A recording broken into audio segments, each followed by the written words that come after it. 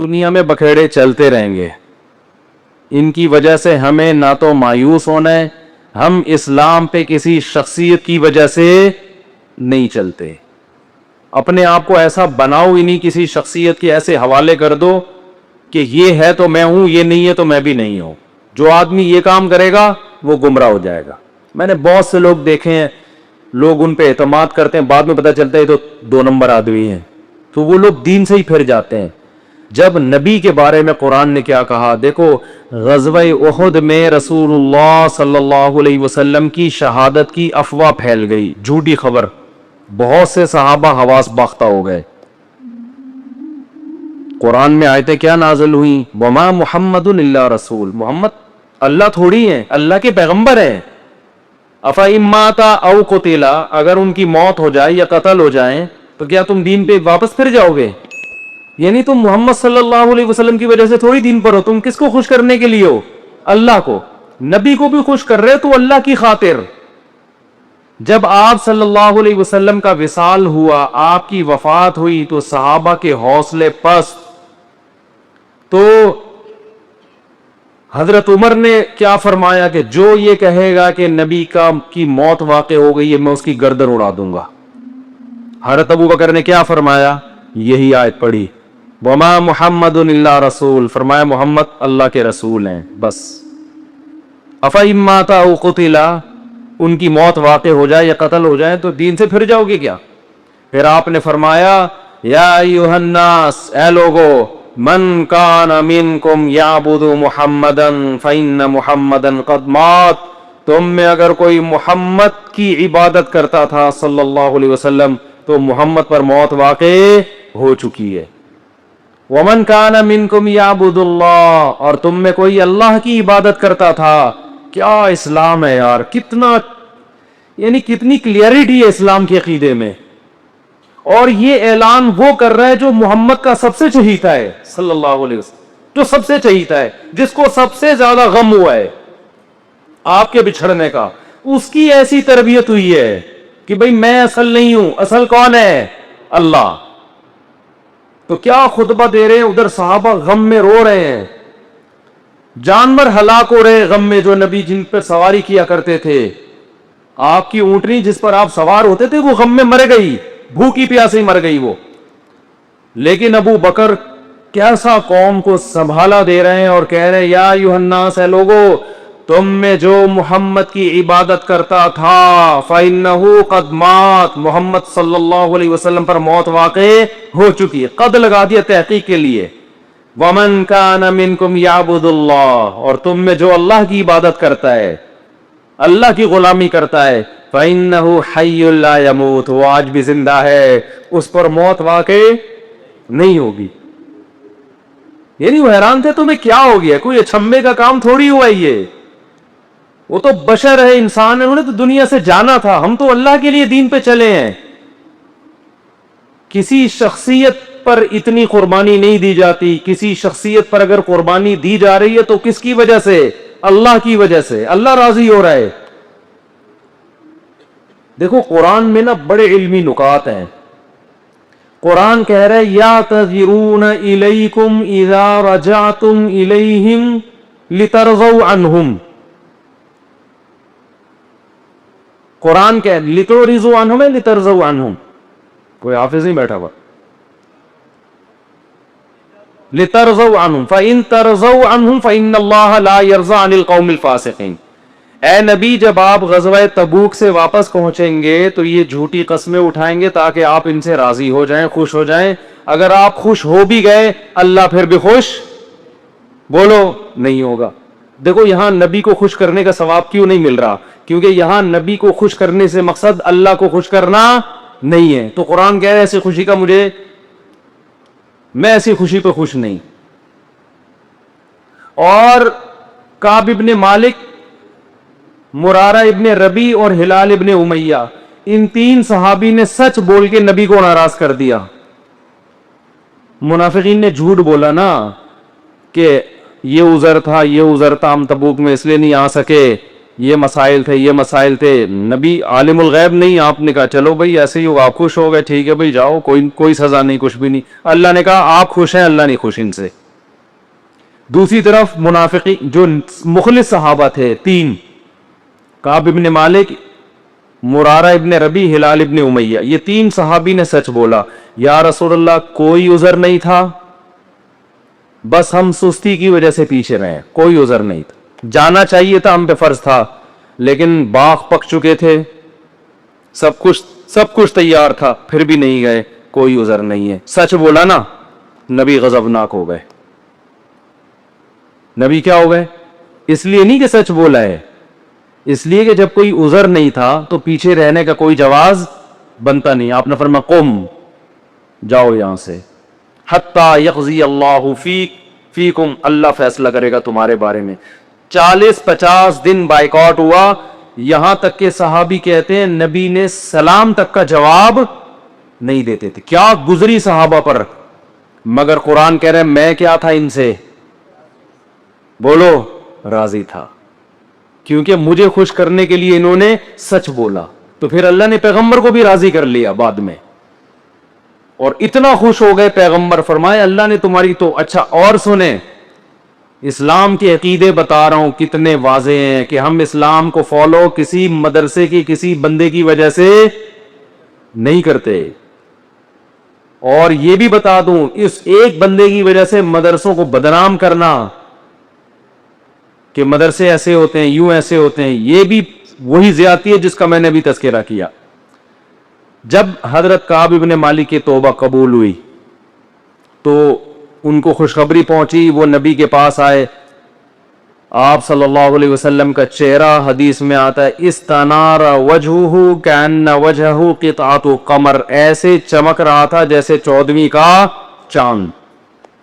آپ نے کیا فرمایا؟ ابشر بخیر یوم مر علیک منذ ولدتک امک، اے کعب اس دن کی خوشخبری قبول کرو کہ جس دن سے تمہاری ماں نے تمہیں جنا ہے، آج تک ایسا خوشی کا دن تمہاری زندگی میں نہیں آیا، اس دن کی مبارکباد ہو تمہیں. حضرت کعب مالک نے کیا کہا؟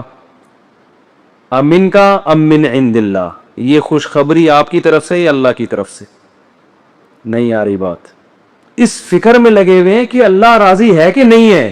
دیکھو نبی کے راضی ہونے کا تو یقین ہو گیا نا بھائی، یہ نہیں سمجھ میں آئے گا، یہ تو آسان کیس نہیں ہے، بہت مشکل کیس. ارے جب نبی کا چہرہ 14ویں رات کی طرح چمکتا ہوا دیکھ لیا، نبی مبارکباد بھی دے رہے ہیں کہ خوشخبری ہو اور سب معاف، بس اب میں راضی، اب میں خوش، تو کعب ابن مالک کو فکر کیا لگی ہوئی ہے؟ نہ یا رسول اللہ ذرا کلیئر کریں بات، صاف بتائیں یہ خوشخبری اللہ کی طرف سے ہے یا یعنی اللہ بھی راضی ہوا ہے کہ نہیں ہوا؟ فرمایا لا بل من عند اللہ، نہ میری طرف سے نہیں، کس کی طرف سے؟ اللہ. میں بھی اس لیے خوش ہوں کہ اللہ خوش ہے، اللہ نے معاف کر دیا ہے، اس لیے میں بھی خوش ہوں. پھر کعب ابن مالک خوش ہوئے ہیں. تو بھائی اسلام میں اصل کون ہے؟ اللہ.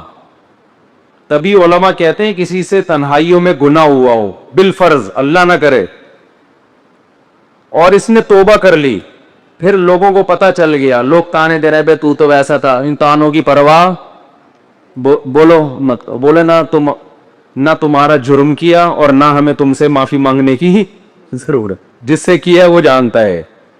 لوگوں کو لفٹ کرایا کرو زیادہ، کیونکہ لوگ اس چیز کو مسلط کر لیتے ہیں.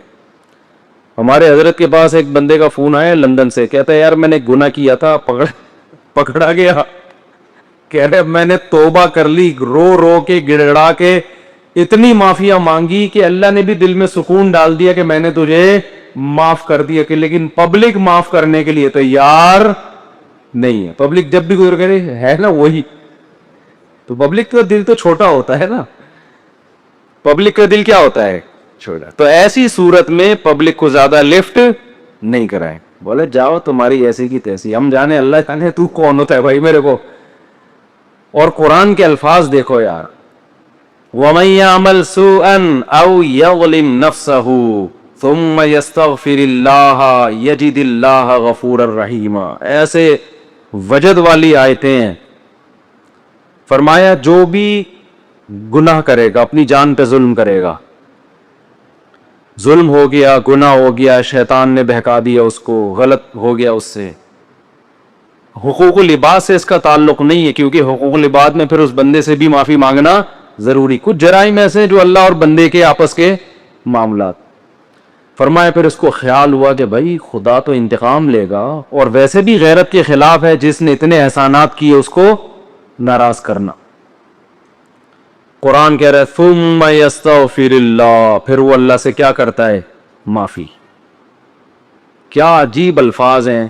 اللہ نے یہ نہیں فرمایا غفارہ اللہ, اللہ اسے معاف کر دے گا, نہ نہ نہ, یہ انداز نہیں ہے, یہ اللہ اس سے انتقام نہیں لے گا. فرمایا یجید اللہ غفور الرحیم, وہ اللہ کو پائے گا,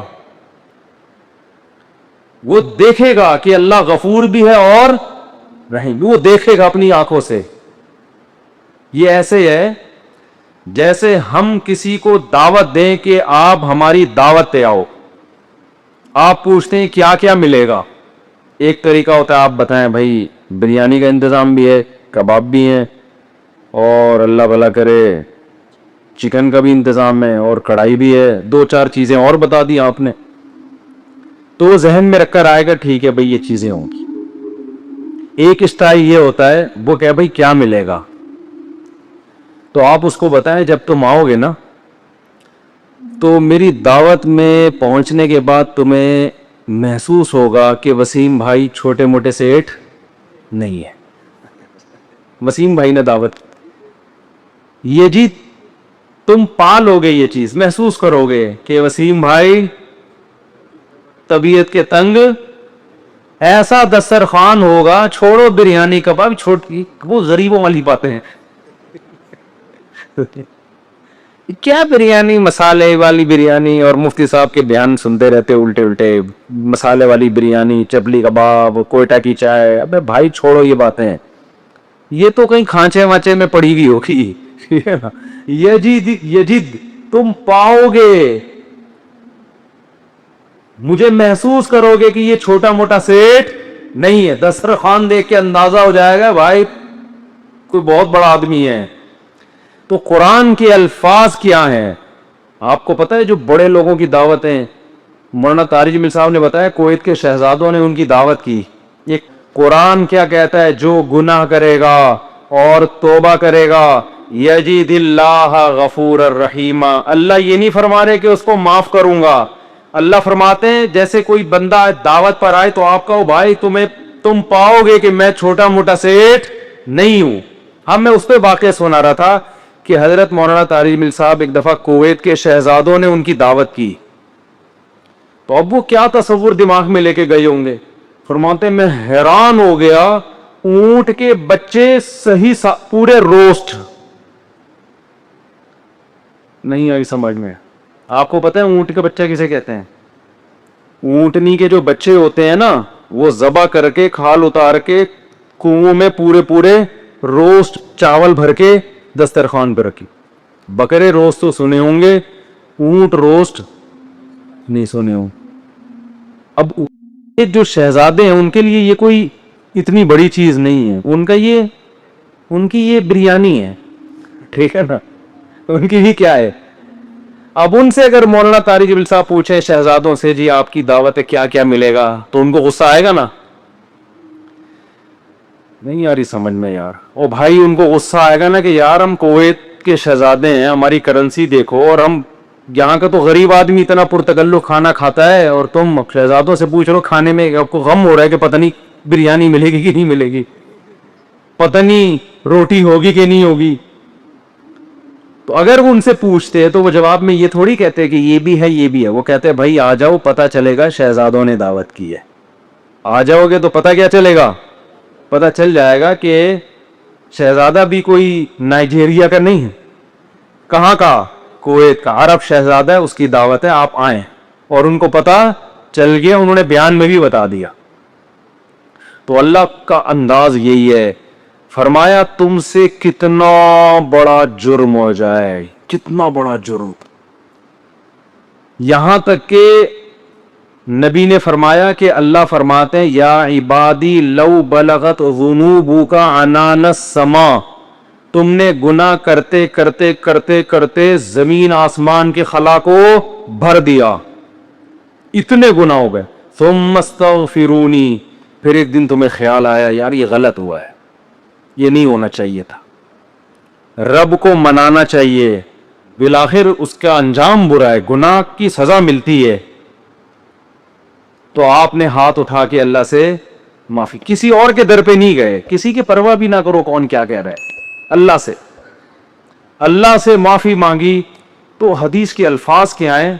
قرآن کے الفاظ بھی عجیب ہے جو میں نے بتائے، قرآن کے الفاظ کے اللہ فرماتے ہیں معاف کرنا، تو یہ تو ہلکی بات ہے نا، معاف کروں گا تو مطلب یہ کہ یہ بریانی ملے گی، کوفتے ملیں گے، سالن، یہ تو ہم نے بتا دیا نا۔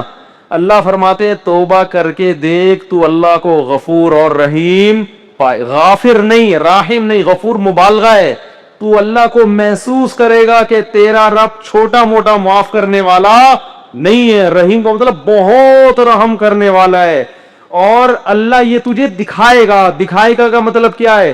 تیرے دل میں سکون پیدا ہو جائے گا کہ میرے رب نے مجھے معاف کر دیا۔ یہ توبہ کا پہلا انعام ملتا ہے دنیا میں، معاف بھی کرے گا اور اطمینان بھی دلا دے گا، معاف کر دیے۔ تعلق، وہ اطمینان کی علامت کیا ہے؟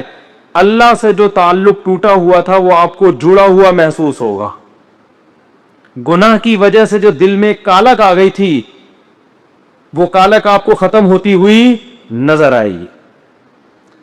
یہاں تک علماء کہتے ہیں کہ بعض لوگ گناہ کر کے ایسی توبہ کرتے ہیں کہ گناہ سے پہلے جو اللہ کا ان سے تعلق تھا نا، گناہ کے بعد جب توبہ کی تو اس سے زیادہ اچھا تعلق پیدا ہو جاتا ہے ان کا، پہلے سے بھی زیادہ اچھا اللہ کی محبت پیدا ہو جاتی ہے۔ یہ تو قرآن میں، حدیث میں کیا آتا ہے کہ اگر زمین اور آسمان کے خلا کو تم نے گناہ کر کر کے پر کر دیا، ثم استغفرونی، پھر مجھ سے مغفرت طلب کرو، لغفرت، معاف کروں گا۔ اتنا کافی تھا نا یہ جملہ؟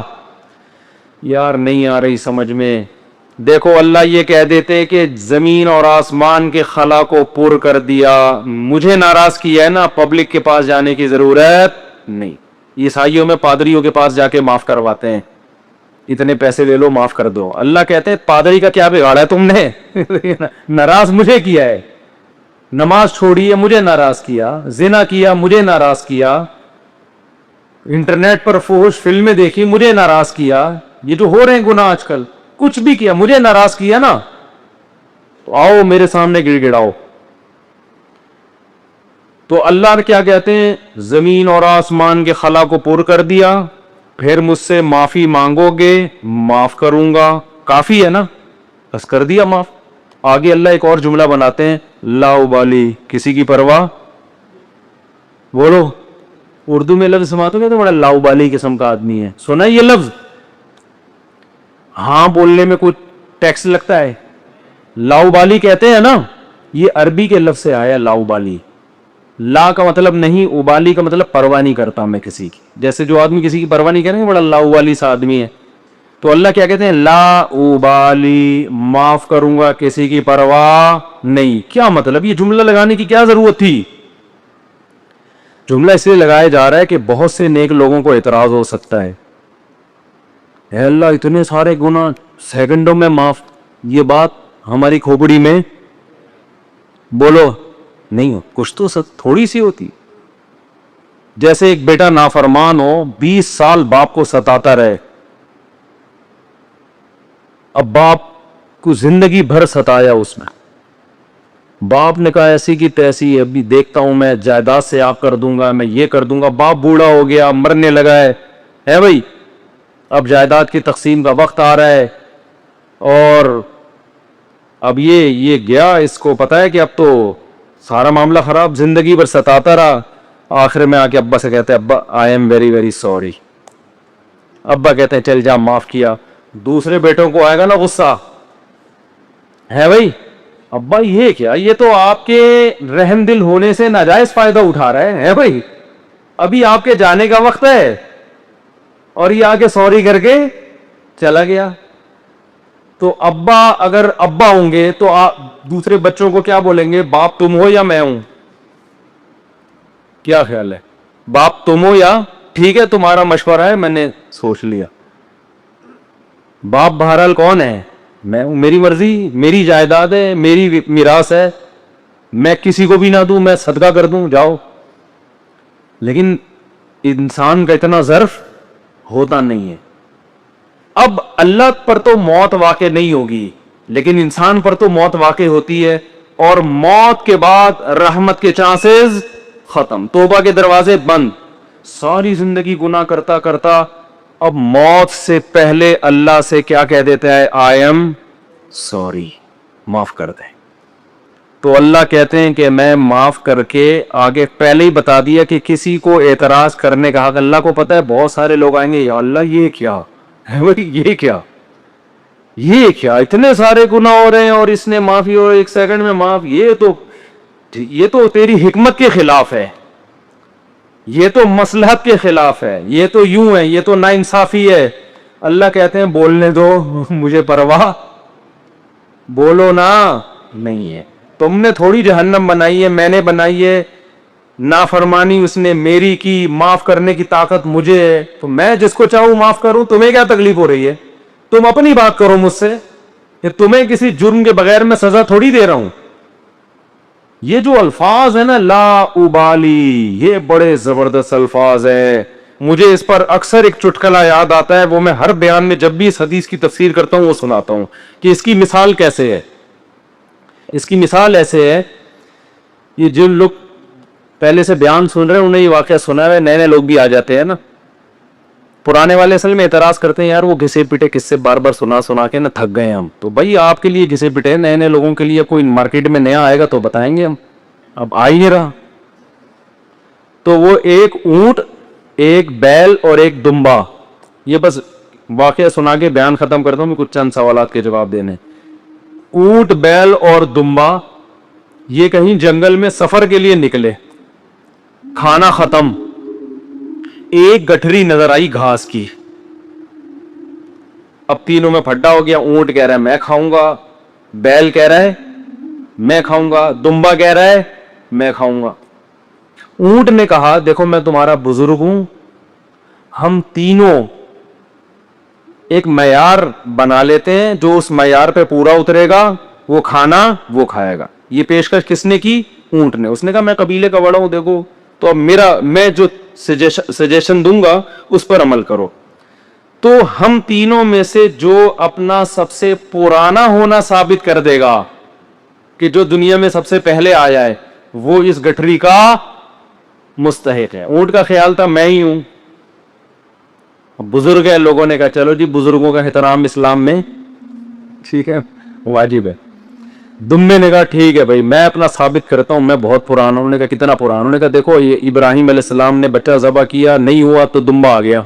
یہ روایت صحیح نہیں ہے لیکن چلو فرض کر لیتے ہیں دمبا آ گیا، اس کا مطلب میں 4000 سال سے ہوں، ابراہیم علیہ السلام کے دور میں بھی میں تھا۔ اونٹ چکرا گیا، اس نے بولا یہ تو پہلی گیند پہ ہی آؤٹ ہو رہا ہوں میں۔ تو بیل نے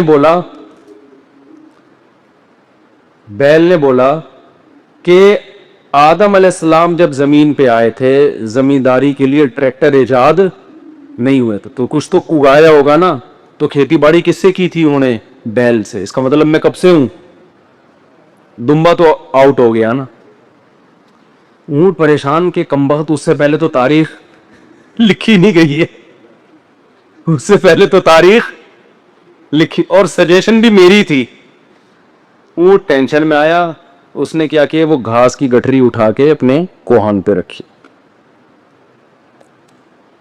تو دمبے نے بولا بھائی میں تو بہت پرانا ہوں۔ اس نے بولا مانتا ہوں، میں نے کب کہا؟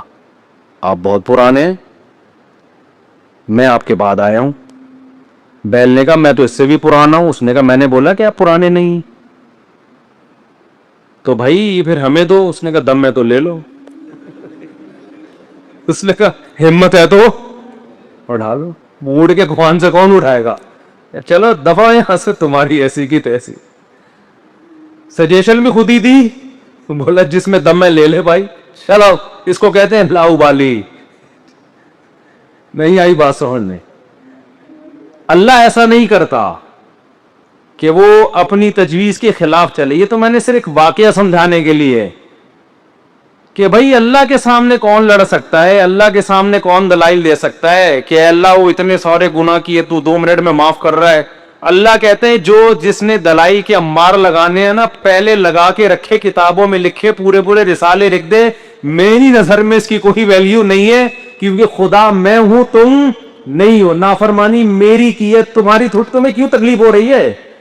یغفر لمن یشاء ویعذب من یشاء, جس کو چاہوں گا معاف کروں گا, جس کو چاہوں گا عذاب دوں گا. یہ اللہ نے اپنے ہاتھ میں رکھا ہے تاکہ جب کوئی گناہ کرے تو گڑ گڑائے کس کے سامنے؟ اللہ کے سامنے. ہمیں پتا ہے کہ اللہ کے سوا معاف کرنے والا کوئی بھی نہیں ہے. معافی کا اختیار اللہ کے ہاتھ میں, سزا کا اختیار اللہ کے ہاتھ میں.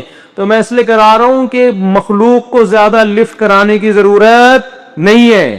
لوگ مجھے کہتے ہیں ہم سے گناہ ہو گیا, فلاں نے کہا یوں ہے یوں ہے. میں کہتا ہوں بھائی تو کون ہوتا ہے؟ تو میرا باپ ہے, تو میرا ماموں ہے, تو کیوں پوچھ رہا ہے؟ میں جانوں اللہ جانے, تیرا کیا مسئلہ ہے بھائی؟ اور یہ بات سے بات چل پڑی ہے. شادی کے بعد عورتوں میں یہ بہت بڑا مرض ہے, اپنے پرانے قصے, پرانی غلطیاں میاؤں کے سامنے ظاہر کر دیتی ہیں ان کو اعتماد میں لینے کے لیے. جتنے اللہ نہ کرے, بعض خواتین کے ساتھ ہمیشہ نہیں ہوتا.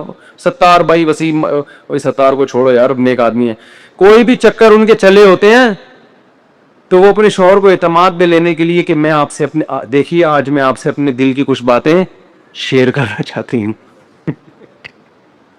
دل کی کچھ باتیں شیئر کرنا چاہتی. کیا شیئر کرنا چاہتی ہیں جی؟ دیکھیے اب ہم دونوں ایک دوسرے کے شریک حیات ہیں, میں نہیں چاہتی کچھ آپ سے چھپا رہے. آپ سے پہلے میری ایک دفعہ اور بھی شادی ہو چکی ہے, چھپ کے ہوا تھا نکاح, یہ ہو رہا ہے, پھر وہاں بھی ہوئی تھی, یہ بھی ہوا, پھر اس سے چکر چلا, لیکن میں نے توبہ کر لی تھی. اور تم اس کو کیوں بتا رہی ہو؟ تم تو چھوڑو, وہ انسان ہے بھائی, وہ اس کے دل میں بدگمانی, ایک بال آ گیا قیامت تک وہ بال نہیں نکلے گا. چھوڑو تمہارا ماضی کیا گزرا, اس کو بولو بھائی میں بہت نیک گھرانے میں پیدا ہوئی ہوں, بہت نیک ہوں, اسی طرح قبول ہو, ٹھیک ہے. نہیں تو میاں تفتیش کر رہے ہوتے ہیں گھس گھس کے, موبائل میں تفتیش کر رہے ہوتے ہیں گھس گھس کے. تو یہ کس نے اجازت دی آپ کو تفتیش کرنے کی بھائی؟ اسی طرح عورت شوہر سے بھی نہ پوچھے پرانے, وہ بھی مکھنچو بیٹھ کے اپنے پرانے قصے سنا رہا ہوتا ہے, اس کو بھی اعتماد کیا ہو جاتا ہے؟ جو اللہ نے جس گناہ پہ پردہ ڈالا, آپ خود اگر اس کو ظاہر کر رہے ہو تو آپ سے بڑا بے وقوف دنیا میں کوئی بھی نہیں. ایک عورت نے مجھے بتایا کہ میرے شوہر کو مجھ پہ شک ہوا, اس نے ماضی شادی سے پہلے, دیکھو شادی کے بعد کی بات ہے, شادی سے پہلے کیا ہوتا رہا چھوڑو اس کو, ٹٹولا بالآخر میں نے اگل دیا جی میرا کسی سے غلط تعلق تھا, میں نے توبہ کر لی. کہہ رہے اب جب بھی پھڈا ہوتا ہے کہتے تم ہو تو وہی نہ. میں نے کہا غلطی آپ کی ہے, کیوں بتا رہی ہو بھائی؟ وہ 100 دفعہ بھی پوچھ رہے, آپ کیوں بتا رہے ہو؟ کیوں بتا رہے ہو آپ اس کو؟ تو ہمارا تعلق کس سے ہونا چاہیے؟ ہم اللہ کے بندے ہیں, جرم اللہ کا تو توبہ بھی کس سے؟ اللہ کی. اور ایک اور بات سے بات نکلتی ہے, بعض خواتین کے ساتھ کوئی ایسا واقعہ ہو چکا ہوتا ہے کہ وہ کنواری نہیں رہتی, بعض دفعہ کوئی مسئلہ ہوتا ہے ان کے ساتھ, یا بعض دفعہ کوئی برائی ہو چکی ہوتی ہے جس سے وہ توبہ کر چکی ہوتی ہیں, وہ شادی کرتے ہوئے ڈر رہی ہوتی ہیں. وہ ڈر رہی ہوتی ہیں کہ شوہر کو پتا چلے گا, وہ کہے گا یہ تو کنواری نہیں ہے. تو وہ جب میں فون اٹھاتا تھا نا اس طرح کے مشورے بھی کہ ہم کیا شوہر کو بتا دیں, تو یہ حماقت نہیں کرنا بھائی. یہ تو کسی بھی طرح سے زائل ہو سکتا ہے, کسی بیماری سے بھی ہو سکتا ہے پردہ زائل, اور بھی 10 بعضوں کے پیدائشی نہیں ہوتا. تو ایسے موقع پہ جھوٹ بولنا بھی جائز ہے. نہیں آ رہی بات؟